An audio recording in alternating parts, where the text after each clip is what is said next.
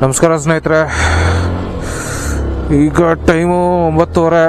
So ತುಂಬ ದಿನ ಆಯಿತು ವೀಡಿಯೋ ಮಾಡಿ. ಆಲ್ಮೋಸ್ಟ್ 1.5-2 ತಿಂಗಳು ಆಯಿತು ಅನಿಸುತ್ತೆ.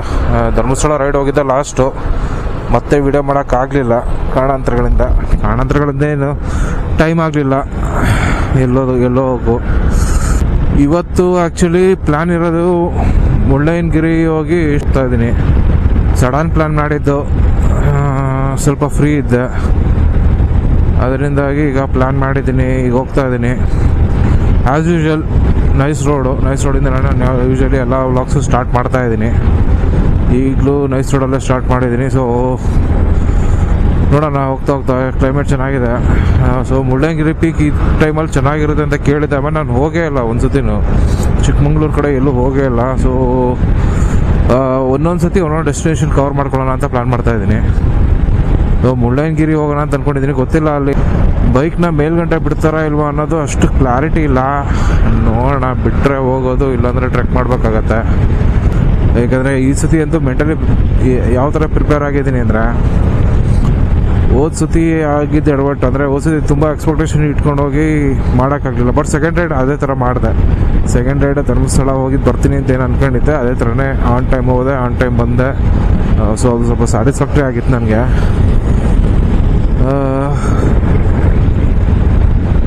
ಅದಕ್ಕೆ ಈ ಸತಿ ಹೆಚ್ಚಿಗೆ ತಲೆ ಕೆಡ್ಸ್ಕೊಂಡು ಮಾಡಬಾರ್ದು ಅಂತ ಮೆಂಟಲಿ ಅಂದ್ಕೊಂಡಿದ್ದೀನಿ.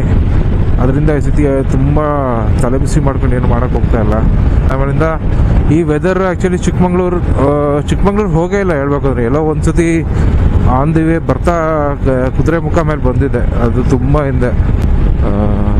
ಸೊ ನೋಡೋಣ, ಈ ಸತಿ ಮುಳ್ಳಯ್ಯನಗಿರಿ ಪೀಕ್ ಒಂದು ಮಾಡೋಣ ಅಂತ ಅಂದ್ಕೊಂಡಿದ್ದೀನಿ. ಈ ಸತಿ ಅದೊಂದೇ ಡೆಸ್ಟಿನೇಷನ್ ಮಾಡ್ಕೊಂಡಿದ್ದೀನಿ.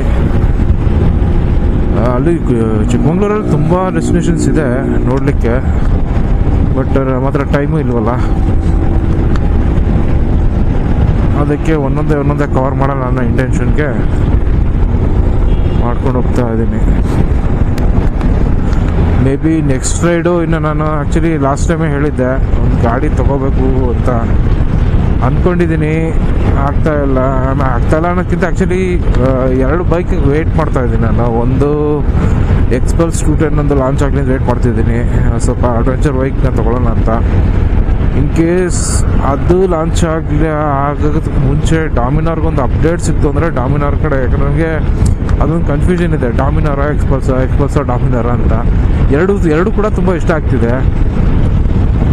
ಡಾಮಿನಾರ್ಗೆ ಹೆಂಗೆ ಅಂದರೆ, ಈಗ ಗಾಡಿ ತೊಗೊಂಡ್ಮೇಲೆ ಒಂದು ಅಪ್ಡೇಟ್ ಅಂತ ಸಿಕ್ಬಿಟ್ರೆ, ನಾವು ತೊಗೊಂಡ್ಮೇಲೆ ಆ ಗಾಡಿ ಅಪ್ಡೇಟ್ ಆಗ್ತು ಅಂದರೆ ಫುಲ್ಲು ಬರ್ನ್ ಆಗಿಬಿಡುತ್ತೆ. ನಾನು ಈ ಗಾಡಿ ತೊಗೊಳ್ಬೇಕಾದ್ರೂ ಅದೇ ಆಗಿದ್ದು. ಆ್ಯಕ್ಚುಲಿ ನಾನು ಪಲ್ಸರ್ RS 200ಗೆ ವೆಯ್ಟ್ ಮಾಡಿ ಕೊನೆಗೆ ತಡ್ಕೊಳಕ್ಕಾಗದೆ ಅದೇ ಟೈಮಲ್ಲಿ ಇದು ಲಾಂಚ್ ಆಯಿತು, ಫೇಸರ್ V2. ಹೋಗುತ್ತೆ ಇದೇ ತೊಗೊಳ್ಳೋಣ ಅಂತ ಇದನ್ನೇ ತೊಗೊಂಡೆ. ಬಟ್ ಡಿಸಿಷನ್ ಏನು ರಾಂಗ್ ಆಗಲಿಲ್ಲ. ಬಟ್ ಈ ಸತಿ ಅದು ಬೇಡ, ವೆಯ್ಟ್ ಮಾಡೇ ತೊಗೊಳ್ಳೋಣ ಅನ್ನೋ ಇಂಟೆನ್ಷನ್ಗೆ ಸುಮ್ಮನೆ ಹಂಗೆ ವೆಯ್ಟ್ ಮಾಡ್ತಾಯಿದ್ದೀನಿ. ಮೋಸ್ಟ್ ಪ್ರಾಬಬ್ಲಿ ನೆಕ್ಸ್ಟ್ ನಾನು ರೈಡ್ ಮಾಡೋದೇ ಹೊಸ ಬೈಕ್ ತೊಗೊಂಡ್ಮೇಲೆ, ಅಲ್ಲಿ ಗಂಟ ಮಾಡಬಾರ್ದು ಅಂತ ಅಂದ್ಕೊಂಡಿದ್ದೀನಿ. ನೋಡೋಣ, ಇನ್ ಕೇಸ್ ಏನಾದ್ರು ತೊಗೊಳೋದು ತುಂಬ ಡಿಲೇ ಆಗೋದ್ರೆ ಆ ಒಂದು ಸಂದರ್ಭದಲ್ಲಿ ಅದು ಹೇಳೋಕ್ಕೆ ಬರೋಲ್ಲ, ಅದು ನಂಬಿಕೆ ಇಲ್ಲ. ಆ ರೀತಿ ಏನಾದ್ರು ಆಗ್ತು ಅಂದರೆ ಮೇ ಬಿ ಡಿಲೇ ಆಗುತ್ತೆ.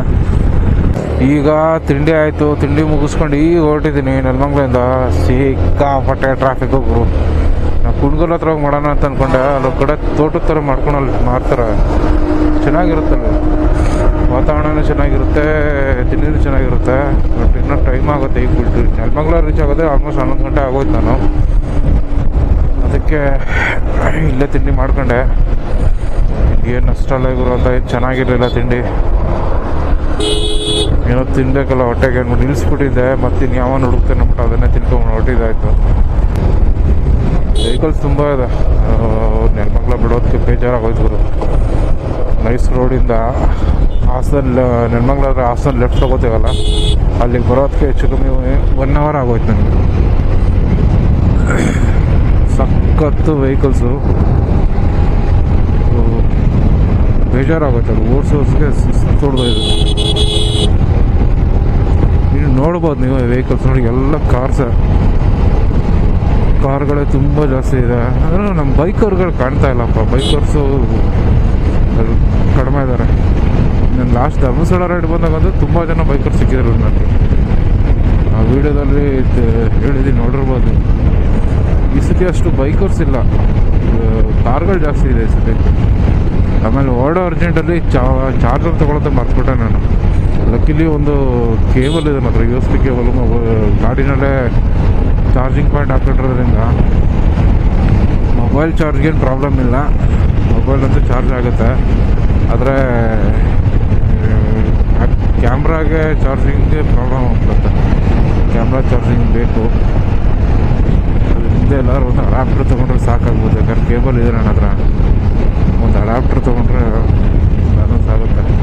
ಮಂಗಳೂರಿಗೆ ನಾನು ಆಗಲೇ ಹೇಳ್ದಂಗೆ ಹೋಗೇ ಇಲ್ಲ ನಾನು, ಈಗ ಫಸ್ಟ್ ಹೋಗ್ತಾ ಇರೋದು.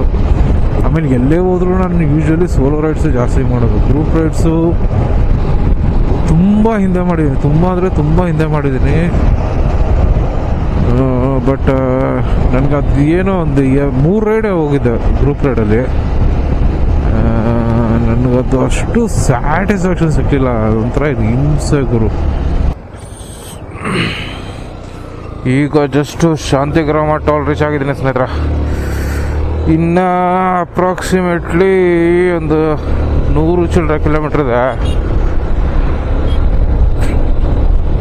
ನೋಡಬೇಕು ಇನ್ನೆಷ್ಟೊತ್ತಾಗುತ್ತೆ ರೀಚ್ ಆಗೋದು ಅಂತ. ಬಿಸಿಲು ತುಂಬ ಇದೆ ರೀ ಈ ಕಡೆ. ಬೆಂಗಳೂರು ಮಾತ್ರ ತುಂಬ ಚಳಿ ಇದೆ. ಬೆಂಗಳೂರನ್ನ ಬಿಸಿಲೇ ನೋಡ್ತಾ ಇಲ್ಲ 2 ದಿನದಿಂದ, ಏನೋ ಸೈಕ್ಲೋನ್ ಅಂತ. ಈ ಕಡೆ ಅಂತೂ ಸಖತ್ತು ಬಿಸಿಲು ಇದೆ, ಹಾಗೆ ಚಳಿನೂ ಇದೆ. ಮೋಸ್ಟ್ಲಿ ಚಿಕ್ಕಮಂಗ್ಳೂರು ಚೆನ್ನಾಗಿರುತ್ತೆ ಕ್ಲೈಮೇಟು.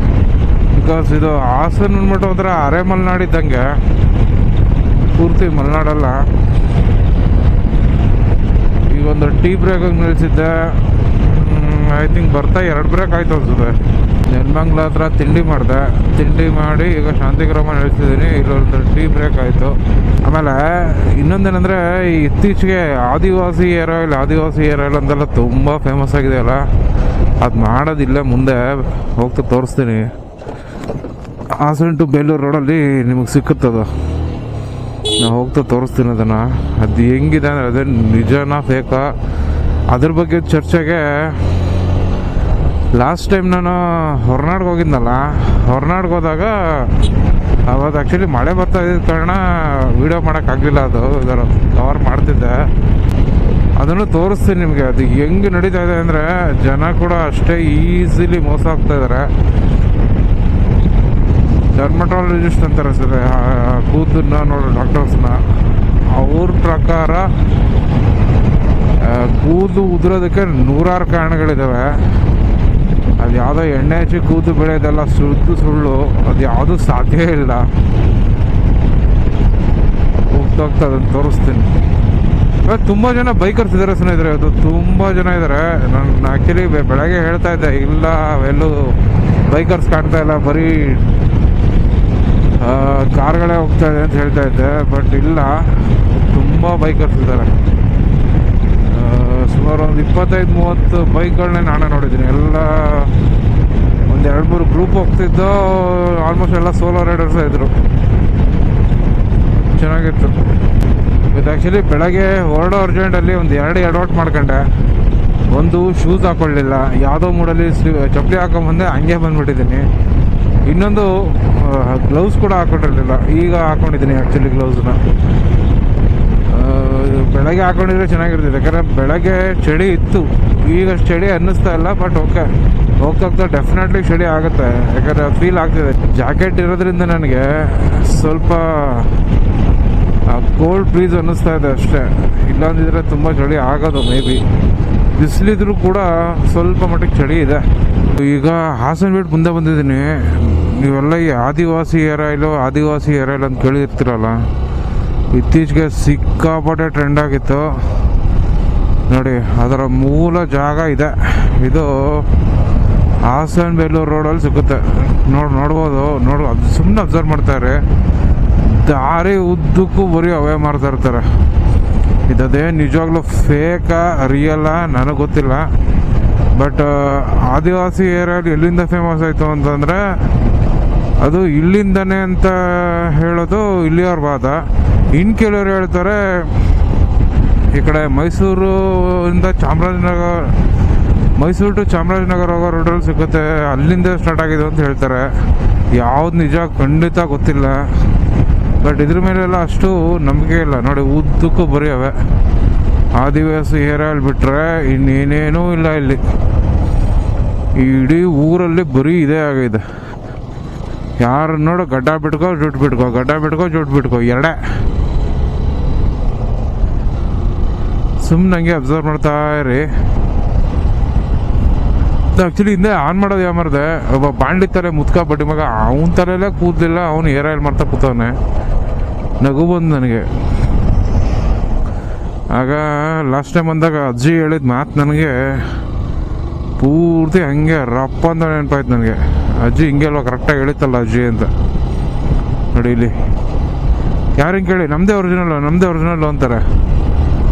ಓದ್ಸತಿ ಬಂದಾಗ ಕೇಳಿದ್ಕೆ ಇಲ್ಲ ರೀ, ಇಡೀ ಊರಲ್ಲಿ ನಾವೆಲ್ಲ ಇದನ್ನೇ ಮಾಡೋದು, ನಮ್ದು ಫುಲ್ಲು ಅದೇನೋ ಕಾಡು ಜನಾಂಗ ಅಂತಂದರು, ನಾವೆಲ್ಲರೂ ಇದನ್ನೇ ಮಾಡೋದು ಅಂತಂದರು. ಇದರಲ್ಲಿ ಸತ್ಯ ಸುಳ್ಳು ನಿಜಕ್ಕೂ ಒಂದು ಕೂಡ ಯಾವ್ದು ನಂಬಬೇಕು ಯಾವ್ದು ಬಿಡಬೇಕು ಒಂದು ಗೊತ್ತಾಗ್ತಾ ಇಲ್ಲ ನನಗೆ. ಆದರೆ ಇದು ಯಾವ್ದ್ರ ಮೇಲೆ ಅಷ್ಟು ನಂಬಿಕೆ ಇಲ್ಲ ನೋಡಿ. ಎಲ್ಲ ಬರೀ ಅದೇ. ಸುಮಾರು ಒಂದು 50ರಿಂದ 100 ಅಂಗಡಿ ಇದೆ ಒಂದು ಹಳ್ಳೀಲಿ. ಈ ಸುತ್ತಮುತ್ತ ಹಳ್ಳಿಗಳು ಅಬ್ಸರ್ವ್ ಮಾಡ್ತಂದ್ರೆ ಈ ಹಳ್ಳಿ ಸ್ವಲ್ಪ ಒಂದು ರೇಂಜಿಗೆ ಕಂಪ್ಲೀಟಾಗಿ ನೋಡಿ. ಬಿಲ್ಡಿಂಗ್ಸ್ ಎಲ್ಲ ಯಾವ ಲೆವೆಲ್ಗಿದೆ, ಯಾವ ಬೆಂಗಳೂರಿಗೂ ಕಡಿಮೆ ಇಲ್ಲ ಬಿಲ್ಡಿಂಗ್ಸು. ಎಲ್ಲ ಎಣ್ಣೆ ದುಡ್ಡು ಬಕ್ರಗಳು ನಂಬ್ಕೊಂಡು ತಕೊಂಡು ಅವ್ರು ಉದ್ಧಾರ ಆಯ್ತವ್ರು ಅಷ್ಟೇ. ಇದನ್ನು ತೋರಿಸ್ಬೇಕು ಅನ್ನಿಸ್ತು, ಅದಕ್ಕೆ ಇಲ್ಲಿ ತೋರಿಸ್ತಾ ಇದ್ದೀನಿ. ಆ್ಯಕ್ಚುಲಿ ಲಾಸ್ಟ್ ಟೈಮ್ ಧರ್ಮಸ್ಥಳ ಹೋಗ್ಬೇಕಾದ್ರು ಇದೇ ರೋಡಲ್ಲಿ ಹೋಗ್ತೀನಿ ಅಂತ ಹೇಳ್ಕೊಂಬಂದಿದ್ದೆ. ಬಟ್ ಆಮೇಲಿಂದ ಶಿರಾಡಿ ಘಾಟ್ ತೊಗೊಂಡೆ. ಅವತ್ತು ಈ ರೋಡಲ್ಲಿ ಬಂದಿದ್ರು ಡೆಫಿನೆಟ್ಲಿ ಅವತ್ತು ನಾನು ನಿಮಗೆ ಇದನ್ನು ತೋರಿಸ್ತಾ ಇದ್ದೆ. ನೀರಂತೂ ತುಂಬ ಕುಡಿತೀನಿ, ಯಾಕಂದರೆ ಡಿಹೈಡ್ರೇಷನಲ್ಲಿ ಒಂದು ಸತಿ ಆಗಿತ್ತು ತುಂಬ. ಹಿಂಗೆ ಫಸ್ಟ್ ಟೈಮ್ ಆ್ಯಕ್ಚುಲಿ ಧರ್ಮಸ್ಥಳಗೆ ಒನ್ ಡೇ ರೈಡ್ ಮಾಡಿದ್ದು ಈ ಬೈಕ್ ತೊಗೊಂಡು ಸ್ಟಾರ್ಟಿಂಗಲ್ಲಿ.